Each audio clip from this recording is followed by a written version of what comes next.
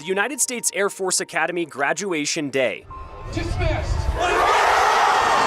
A moment of celebration for hundreds of cadets each year. That's a pretty special moment after 4 years of hard work. It's a moment former Air Force cadet Jameson Barnard missed because of his refusal to get vaccinated against COVID-19.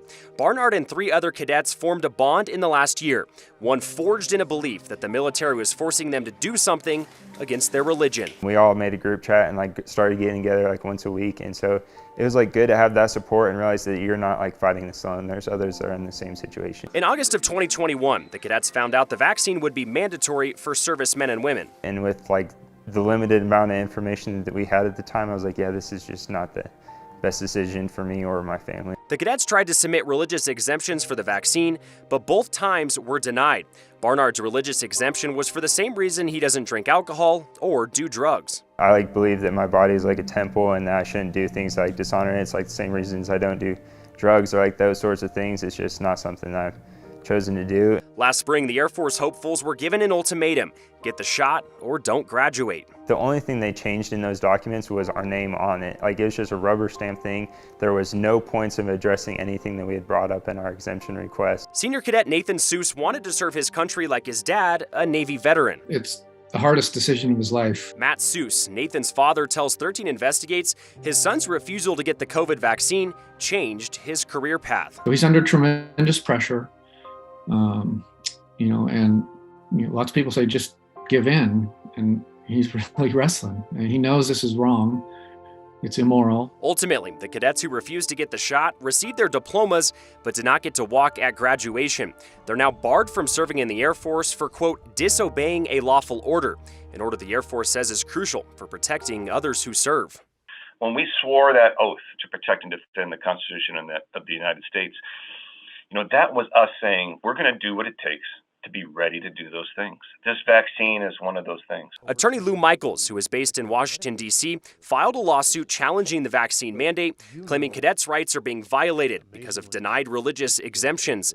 Their hope is relief from a judge who has the power to halt the vaccine program altogether. If you were going to tell people, yeah, we're going to allow you to practice your religion and engage in activities that say, I'm not going to take this shot because of my religious beliefs, and you tell people that, and then you categorically or systematically exclude them from the program because of that, then you're running afoul of the First Amendment protections. The lawsuit claims the vaccine mandate contradicts the Religious Freedom Restoration Act enacted by Congress in 1993.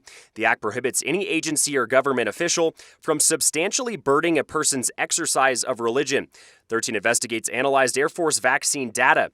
It reveals more than 14,000 of those serving in the Air Force remain unvaccinated, and 672 servicemen and women separated from the Air Force for refusing to get the shot since the DoD mandate in August of 2021. The compelling interest that the government argues is for readiness, but the readiness argument is undercut by the fact that they have lots of unvaccinated people wandering around. The only available vaccine in August of 2021 was an emergency use authorization shot, one that the lawsuit argues goes against the Secretary of Defense's own memo.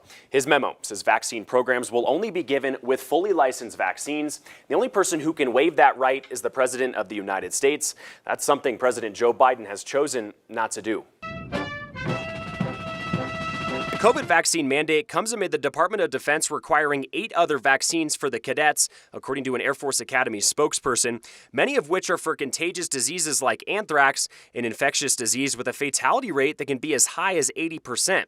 The cadets were given ample notice of the mandate, which came down nearly a year ago, when they were told vaccine reluctance would jeopardize their mission. Take the shot, not because it's mandated, because more so it's for your safety, it's for our safety. Our mission is riding on this. Pueblo Senator Nick Henriksen, an Army veteran, believes service members should get required vaccinations. Henriksen told 13 Investigates, quote, I've had well over 100 vaccines during my service, everything from smallpox to anthrax to malaria and dengue.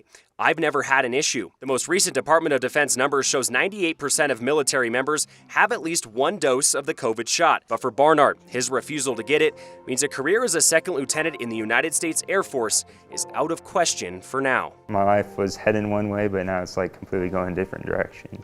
Hopes. But he and others are hopeful that their lawsuit creates a different path for not only them, but thousands of people serving our country. 13 Investigates requested an interview with the Secretary of the Air Force and the Secretary of the Defense. The Air Force Academy says it cannot comment on pending litigation. Sean Rice, 13 Investigates.